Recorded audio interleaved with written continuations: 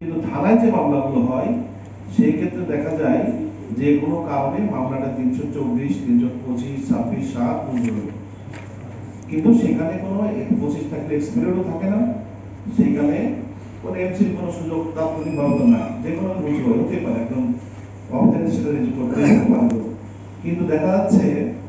যে ওই মামলাটায় আমার আসামি কাস্টডি আছে 23 দিন 24 দিন, মামলার পরে এমসি আসলো 323 এমসি আসলো। সেই ক্ষেত্রে আমরা মানে বিচারকদের সাথে আমাদের একটা, যেটা আমি জানি, যেটা হয়তো আমি ব্যক্তিগতভাবে অ্যাডভোকেট হিসেবে এবং সেই ভিকটিম আমি নিজেও দেখেছি হয়তো,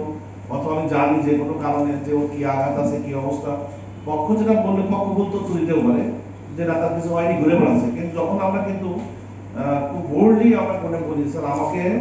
এমসি বলতে একটা জামিন দেয়, এমসি যদি 24 আছে 25 আছে তাহলে হাত কেটে দেবো কিংবা আমরা একটা কাস্টমারকে দেবো। কিন্তু এই ক্ষেত্রে আমি মনে করি যে গত মিটিং এই বিষয়টা আমি বলছিলাম যে তাৎক্ষণিকভাবে যে আমরা প্রেয়ার দিলে যে আমার একটা কঠিন একটা সমস্যা হয় যে মূল আসামি না হলে আমরা আবার সেই এমসি তলব করেন না, যার বিরুদ্ধে অভিযোগ আছে কিছু করেছে তোমার সাথে, কিন্তু আমি দেখা যাচ্ছে যে আমি যা যে যেগুলো বেরোবো সেকশন যেগুলো সেইগুলো আসামি 10 জন আসামি, 5 জনকে সারেন্ডার দিলাম, 5 জনের বিরুদ্ধে অভিযোগ আছে,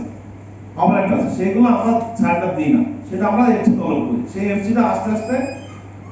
সারা তো আমাদের হয়তো 7 কার্য দিবস 10 কার্য দিবস এমসি তলব করতে দেখা যাচ্ছে দীর্ঘদিন সময় আসে না, তখন একটা সার্টেন টাইমে আমরা সেই বিলগুলো পেয়ে থাকি। এবং সেই ক্ষেত্রে যদি 23 আসে এটা আসলে একটা বিড়ম্বনা করতে হয়। কিছুদিন আগে আমরা একটা করছিলাম যে যদি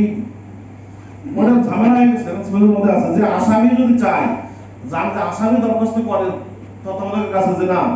আমার এই এনসিটা দেন, কিন্তু ওটা দেওয়ার পরে বিড়ম্বনা বন্ধ হয়ে গেছিল আগের কথা।